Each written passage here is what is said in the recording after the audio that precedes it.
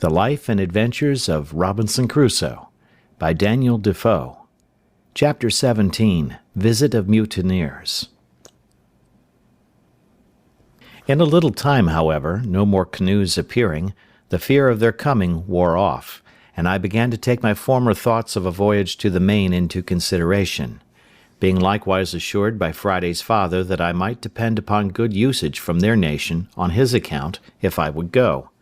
But my thoughts were a little suspended when I had a serious discourse with the Spaniard, and when I understood that there were 16 more of his countrymen and Portuguese, who having been cast away and made their escape to that side, lived there at peace, indeed, with the savages, but were very sore put to it for necessaries, and indeed for life.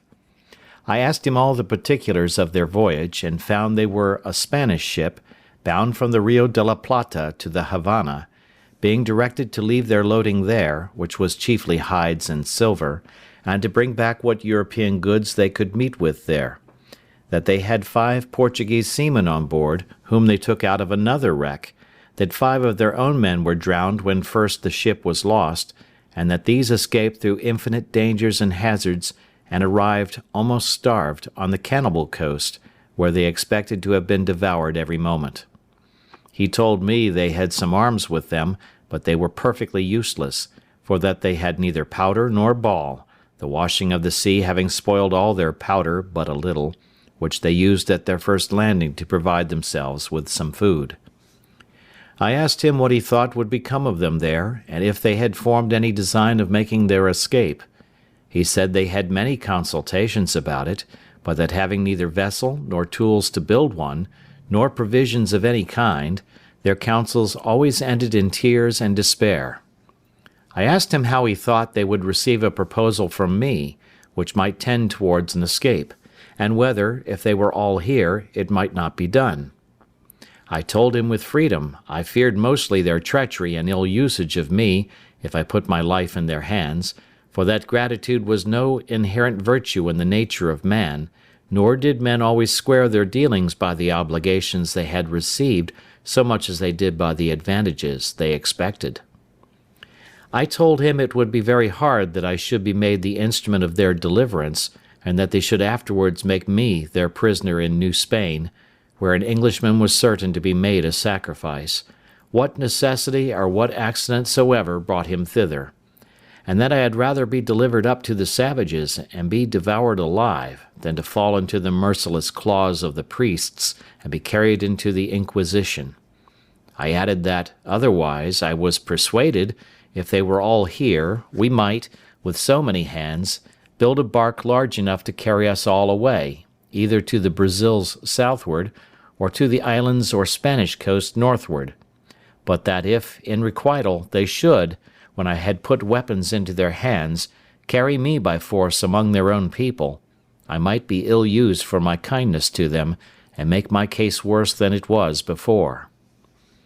He answered, with a great deal of candour and ingenuousness, that their condition was so miserable, and that they were so sensible of it, that he believed they would abhor the thought of using any man unkindly that should contribute to their deliverance, and that, if I pleased, he would go to them with the old man, and discourse with them about it, and return again and bring me their answer; that he would make conditions with them upon their solemn oath, that they should be absolutely under my direction as their commander and captain, and they should swear upon the holy sacraments and gospel to be true to me, and go to such Christian country as I should agree to, and no other; and to be directed wholly and absolutely by my orders till they were landed safely in such country as I intended, and that he would bring a contract from them, under their hands, for that purpose. Then he told me he would first swear to me himself that he would never stir from me as long as he lived till I gave him orders, and that he would take my side to the last drop of his blood, if there should happen the least breach of faith among his countrymen. He told me they were all of them very civil, honest men, and they were under the greatest distress imaginable, having neither weapons nor clothes, nor any food, but at the mercy and discretion of the savages, out of all hopes of ever returning to their own country, and that he was sure, if I would undertake their relief, they would live and die by me. Upon these assurances, I resolved to venture to relieve them, if possible, and to send the old savage and this Spaniard over to them to treat. But when we had got all things in readiness to go, the Spaniard himself started an objection which had so much prudence in it on one hand, and so much sincerity on the other hand, that I could not but be very well satisfied in it, and, by his advice, put off the deliverance of his comrades for at least half a year. The case was thus. He had been with us now about a month, during which time I had let him see in what manner I had provided, with the assistance of Providence, for my support, and he saw evidently what stock of corn and rice I had laid up, which, though it was more than sufficient for myself, yet it was not sufficient, without good husbandry, for my family, now it was increased to 4, but much less would it be sufficient if his countrymen, who were, as he said, 16, still alive, should come over, and least of all would it be sufficient to victual our vessel, if we should build one, for a voyage to any of the Christian colonies of America. So he told me he thought it would be more advisable to let him and the other 2 dig and cultivate some more land, as much as I could spare seed to sow, and that we should wait another harvest, that we might have a supply of corn for his countrymen when they should come, for want might be a temptation to them to disagree, or not to think themselves delivered, otherwise than out of one difficulty into another. "You know," says he, "the children of Israel, though they rejoiced at first for their being delivered out of Egypt, yet rebelled even against God himself, that delivered them, when they came to want bread in the wilderness." His caution was so seasonable and his advice so good, that I could not but be very well pleased with his proposal, as well as I was satisfied with his fidelity.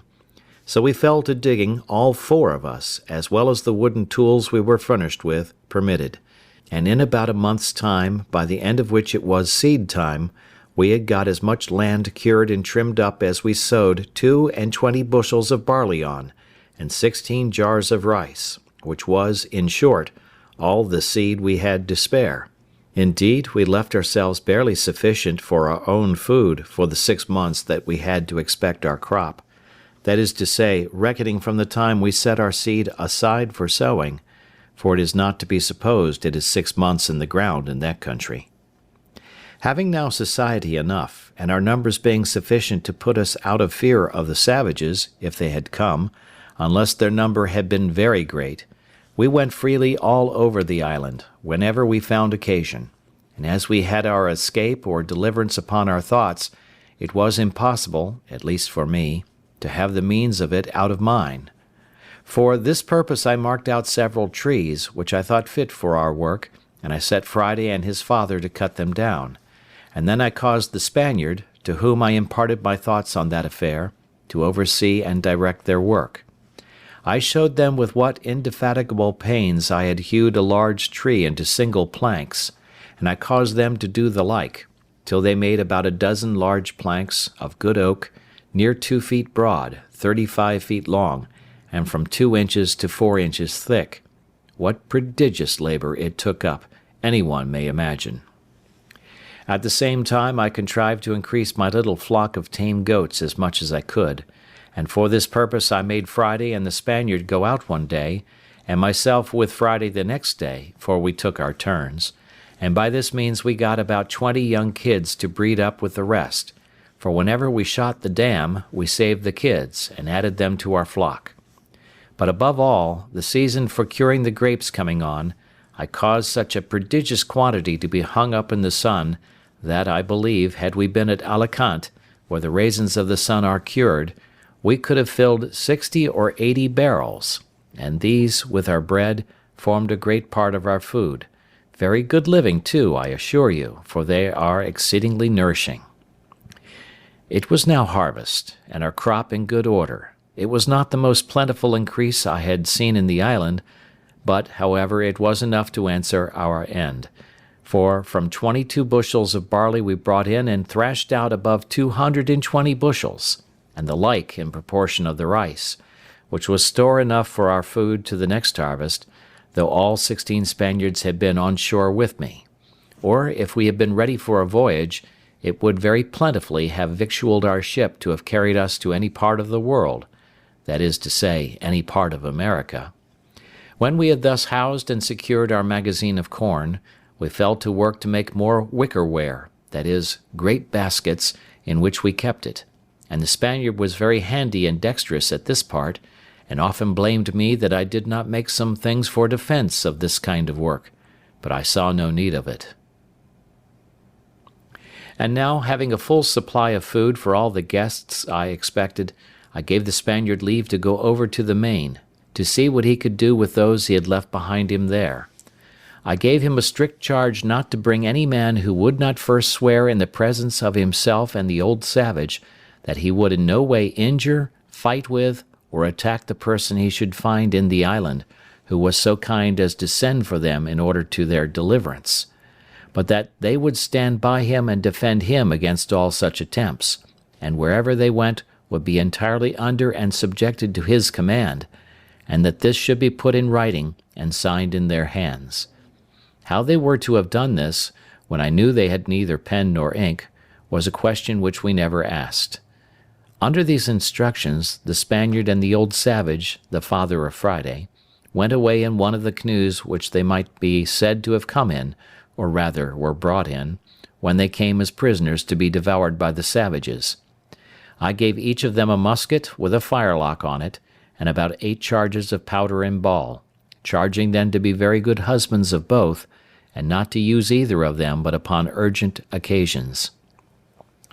This was a cheerful work, being the first measures used by me in view of my deliverance for now 27 years and some days.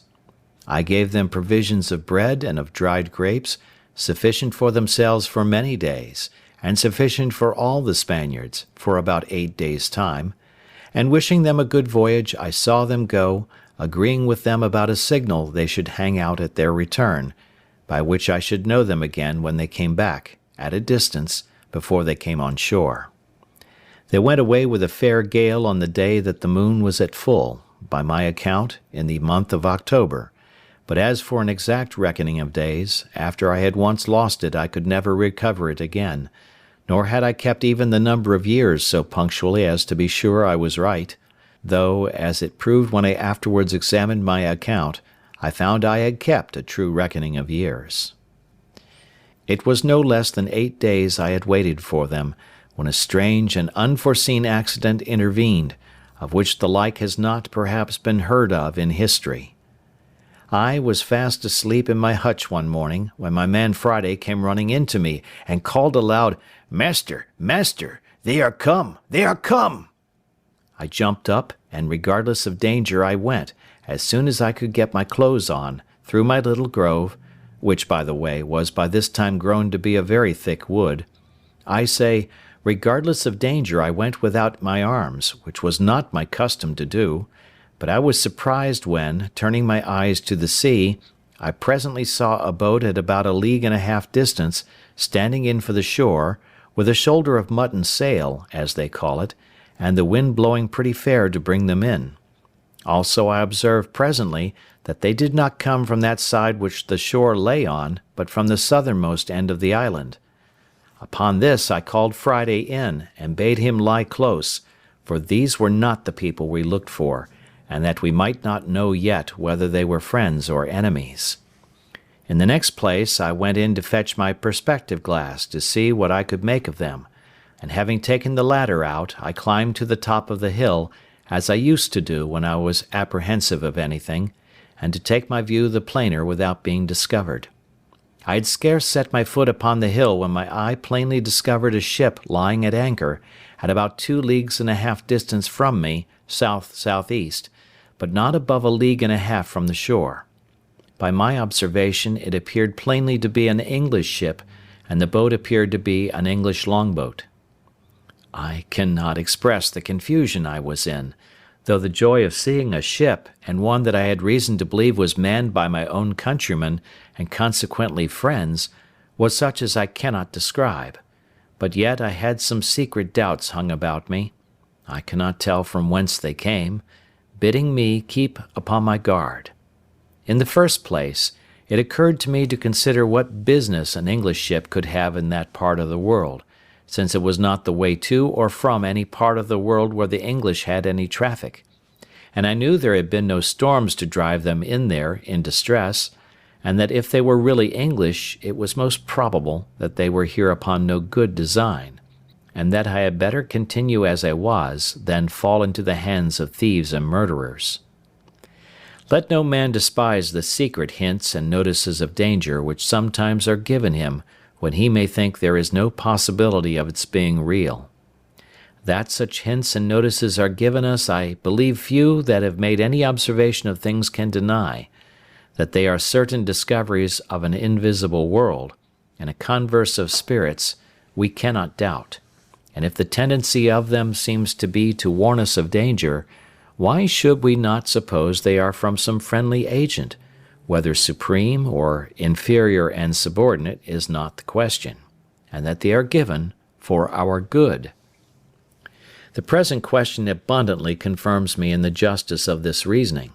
for had I not been made cautious by this secret admonition, come it from whence it will, I had been done inevitably and in a far worse condition than before, as you will see presently. I had not kept myself long in this posture till I saw the boat draw near the shore, as if they looked for a creek to thrust in at, for the convenience of landing.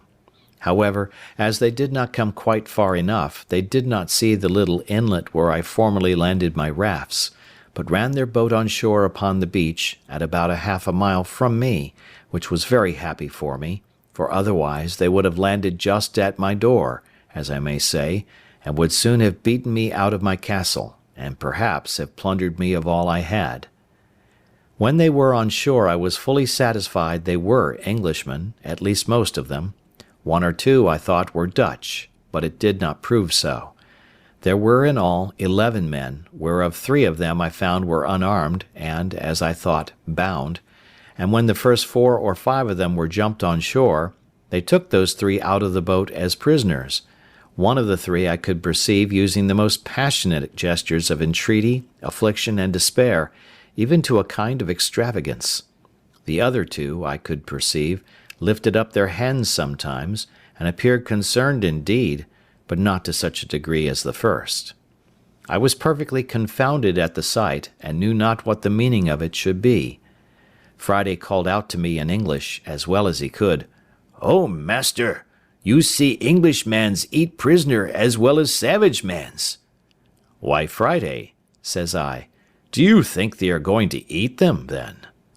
"Yes," says Friday, "they will eat them." "No, no," says I, "Friday, I am afraid they will murder them indeed, but you may be sure they will not eat them."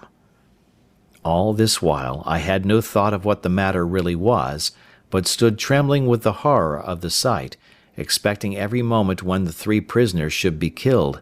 Nay, once I saw one of the villains lift up his arm with a great cutlass, as the seamen call it, or sword, to strike one of the poor men, and I expected to see him fall every moment, at which all the blood in my body seemed to run chill in my veins. I wished heartily now for the Spaniard, and the savage that had gone with him, or that I had any way to have come undiscovered within shot of them, that I might have secured the 3 men, for I saw no firearms they had among them, but it fell out to my mind another way. After I had observed the outrageous usage of the 3 men by the insolent seamen, I observed the fellows run scattering about the island, as if they wanted to see the country. I observed that the 3 other men had liberty to go also where they pleased, but they sat down all 3 upon the ground, very pensive, and looked like men in despair. This put me in mind of the first time when I came on shore, and began to look about me, how I gave myself over for lost, how wildly I looked around me, what dreadful apprehensions I had, and how I lodged in the tree all night for fear of being devoured by wild beasts. As I knew nothing that night of the supply I was to receive by the providential driving of the ship nearer the land by the storms and tide, by which I have since been so long nourished and supported, so these 3 poor desolate men knew nothing how certain of deliverance and supply they were, how near it was to them, and how effectually and really they were in a condition of safety, at the same time that they thought themselves lost and their case desperate. So little do we see before us in the world, and so much reason have we to depend cheerfully upon the great Maker of the world, that he does not leave his creatures so absolutely destitute, but that in the worst circumstances they have always something to be thankful for, and sometimes are nearer deliverance than they imagine, nay, are even brought to their deliverance by the means by which they seem to be brought to their destruction. It was just at high water when these people came on shore, and while they rambled about to see what kind of a place they were in, they had carelessly stayed till the tide was spent, and the water was ebbed considerably away, leaving their boat aground. They had left 2 men in the boat, who, as I found afterwards, having drunk a little too much brandy, fell asleep. However, one of them waking a little sooner than the other, and finding the boat too fast aground for him to stir it, hallooed out for the rest, who were straggling about; upon which they all soon came to the boat, but it was past all their strength to launch her, the boat being very heavy, and the shore on that side being a soft, oozy sand, almost like a quicksand. In this condition, like true seamen, who are perhaps the least of all mankind given to forethought, they gave it over, and away they strolled about the country again, and I heard one of them say aloud to another, calling them off from the boat, "Why, let her alone, Jack, can't you? She'll float next tide," by which I was fully confirmed in the main inquiry of what countrymen they were. All this while I kept myself very close, not once daring to stir out of my castle any farther than to my place of observation near the top of the hill, and very glad I was to think how well it was fortified. I knew it was no less than 10 hours before the boat could float again, and by that time it would be dark, and I might be at more liberty to see their motions, and to hear their discourse, if they had any. In the meantime I fitted myself up for a battle as before, though with more caution, knowing I had to do with another kind of enemy than I had at first. I ordered Friday also, whom I had made an excellent marksman with his gun, to load himself with arms. I took myself 2 fowling pieces, and I gave him 3 muskets. My figure indeed was very fierce. I had my formidable goatskin coat on, with the great cap I have mentioned, 2 pistols in my belt, and a gun upon each shoulder. It was my design, as I said above, not to have made any attempt till it was dark, but about 2 o'clock, being the heat of the day, I found that they were all gone straggling into the woods, and, as I thought, laid down to sleep. The 3 poor distressed men, too anxious for their condition to get any sleep, had, however, sat down under the shelter of a great tree, at about 1/4 of a mile from me, and, as I thought, out of sight of any of the rest. Upon this I resolved to discover myself to them, and learn something of their condition. Immediately I marched as above, my man Friday at a good distance behind me, as formidable for his arms as I, but not making quite so staring a spectre-like figure as I did. I came as near them undiscovered as I could, and then, before any of them saw me, I called aloud to them in Spanish, "What are you, gentlemen?" They started up at the noise, but were 10 times more confounded when they saw me, and the uncouth figure that I made. They made no answer at all, but I thought I perceived them just going to fly from me, when I spoke to them in English. "Gentlemen," said I, "do not be surprised at me. Perhaps you may have a friend near when you did not expect it." "He must be sent directly from heaven, then," said one of them very gravely to me, and pulling off his hat at the same time to me, "for our condition is past the help of man." "All help is from heaven, sir," said I, "but can you put a stranger in the way to help you? For you seem to be in some great distress. I saw you when you landed, and when you seemed to make application to the brutes that came with you, I saw one of them lift up his sword to kill you." The poor man, with tears running down his face and trembling, looked like one astonished, returned, "Am I talking to God or man? Is it a real man or an angel?" "Be it no fear about that, sir," said I. "If God had sent an angel to relieve you, he would have come better clothed, and armed after another manner than you see me. Pray lay aside your fears. I am a man, an Englishman, and disposed to assist you. You see I have one servant only, We have arms and ammunition. Tell us freely. Can we serve you? What is your case?" "Our case, sir," said he, "is too long to tell you while our murderers are so near us. But in short, sir, I was commander of that ship. My men have mutinied against me. They have been hardly prevailed on not to murder me, and at last have set me on shore in this desolate place, with these 2 men with me, one my mate, the other a passenger, where we expected to perish, believing the place to be uninhabited, and know not yet what to think of it." "Where are these brutes, your enemies?" said I. "Do you know where they are gone?" "There they lie, sir," said he, pointing to a thicket of trees. "My heart trembles for fear they have seen us and heard you speak. If they have, they will certainly murder us all." "Have they any firearms?" said I. He answered, "They had only 2 pieces, one of which they left in the boat." "Well then," said I, "leave the rest to me. I see they are all asleep. It is an easy thing to kill them all. But shall we rather take them prisoners?" He told me there were 2 desperate villains among them that it was scarce safe to show any mercy to, but if they were secured, he believed all the rest would return to their duty. I asked him which they were. He told me he could not at that distance distinguish them, but he would obey my orders in anything I would direct. "Well," says I, "let us retreat out of their view or hearing, lest they awake, and we will resolve further." So they willingly went back with me till the woods covered us from them. "Look you, sir," said I, "if I venture upon your deliverance, are you willing to make 2 conditions with me?" He anticipated my proposals by telling me that both he and the ship, if recovered, should be wholly directed and commanded by me in everything, and if the ship was not recovered, he would live and die with me in what part of the world soever I would send him, and the 2 other men said the same. "Well," says I, "my conditions are but 2. First, that while you stay in this island with me, you will not pretend to any authority here, and if I put arms in your hands, you will, upon all occasions, give them up to me, and do no prejudice to me or mine upon this island, and in the meantime be governed by my orders. Secondly, that if the ship is or may be recovered, you will carry me and my man to England passage free."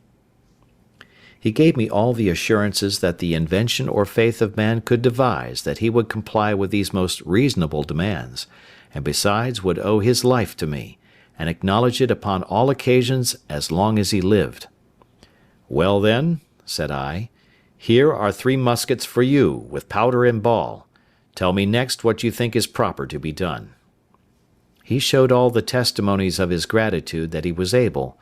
but offered to be wholly guided by me. I told him I thought it was very hard venturing anything, but the best method I could think of was to fire on them at once as they lay, and if any were not killed at the first volley, and offered to submit, we might save them, and so put it wholly upon God's providence to direct the shot. He said, very modestly, that he was loath to kill them if he could help it, but that those 2 were incorrigible villains, and had been the authors of all the mutiny in the ship, and if they escaped, we should be undone still, for they would go on board and bring the whole ship's company, and destroy us all. "Well then," says I, "necessity legitimates my advice, for it is the only way to save our lives." However, seeing him still cautious of shedding blood, I told him they should go themselves and manage as they found convenient.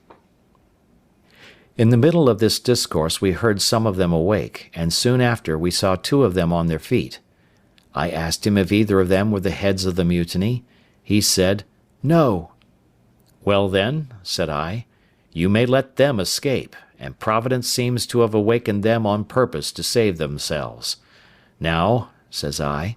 "if the rest escape you, it is your fault." Animated with this, he took the musket I had given him in his hand, and a pistol in his belt, and his 2 comrades with him, with each a piece in his hand. The 2 men who were with him going first made some noise, at which one of the seamen who was awake turned about, and seeing them coming, cried out to the rest, but was too late then, for the moment he cried out they fired. I mean the 2 men, the captain wisely reserving his own piece. They had so well aimed their shot at the men they knew, that one of them was killed on the spot, and the other very much wounded, but not being dead, he started up on his feet, and called eagerly for help to the other. But the captain stepping to him, told him it was too late to cry for help, he should call upon God to forgive his villainy, and with that word knocked him down with the stock of his musket, so that he never spoke more. There were 3 more in the company, and one of them was slightly wounded. By this time I was come, and when they saw their danger, and that it was in vain to resist, they begged for mercy. The captain told them he would spare their lives if they would give him an assurance of their abhorrence of the treachery they had been guilty of, and would swear to be faithful to him in recovering the ship, and afterwards in carrying her back to Jamaica, from whence they came. They gave him all the protestations of their sincerity that could be desired, and he was willing to believe them and spare their lives, which I was not against, only that I obliged him to keep them bound hand and foot while they were on the island. While this was doing, I sent Friday with the captain's mate to the boat with orders to secure her, and bring away the oars and sails, which they did, and by 3 straggling men, that were, happily for them, parted from the rest, came back upon hearing the guns fired, and seeing the captain, who was before their prisoner, now their conqueror, they submitted to be bound also, and so our victory was complete. It now remained that the captain and I should inquire into one another's circumstances. I began first, and told him my whole story, which he heard with an attention even to amazement, and particularly at the wonderful manner of my being furnished with provisions and ammunition, and indeed, as my story is a whole collection of wonders, it affected him deeply.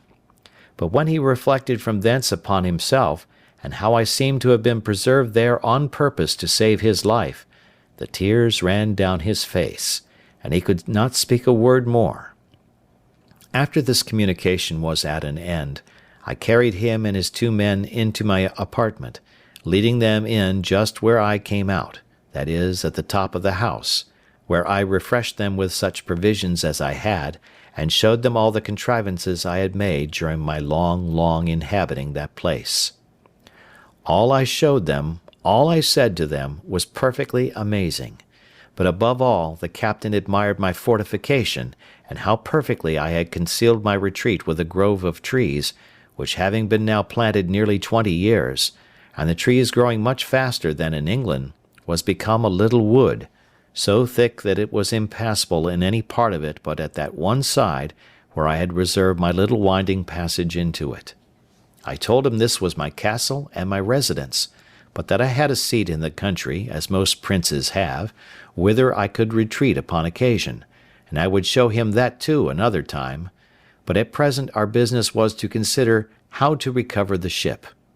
He agreed with me as to that, but told me he was perfectly at a loss what measures to take, for that there were still 26 hands on board, who, having entered into a cursed conspiracy, by which they had all forfeited their lives to the law, would be hardened in it now by desperation, and would carry it on, knowing that if they were subdued they would be brought to the gallows as soon as they came to England, or to any of the English colonies, and that therefore there would be no attacking them with so small a number as we were.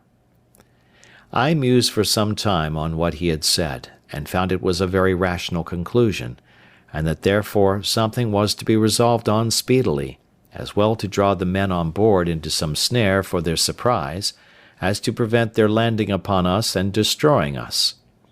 Upon this it presently occurred to me that in a little while the ship's crew, wondering what was become of their comrades and of the boat, would certainly come on shore in their other boat to look for them, and that then perhaps they might come armed, and be too strong for us.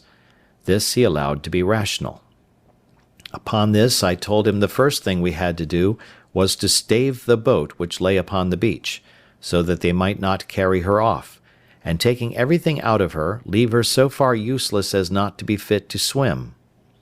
Accordingly we went on board, took the arms which were left on board out of her, and whatever else we found there, which was a bottle of brandy, and another of rum, a few biscuit cakes, a horn of powder, and a great lump of sugar in a piece of canvas (the sugar was 5 or 6 pounds), all of which was very welcome to me, especially the brandy and sugar, of which I had had none left for many years. When we had carried all these things on shore, the oars, mast, sail, and rudder of the boat were carried away before, we knocked a great hole in her bottom, that if they had come strong enough to master us, yet they could not carry off the boat. Indeed, it was not so much in my thoughts that we could be able to recover the ship, but my view was, that if they went away without the boat, I did not much question to make her again fit to carry as to the Leeward Islands, and call upon our friends the Spaniards in my way, for I had them still in my thoughts. End of chapter 17.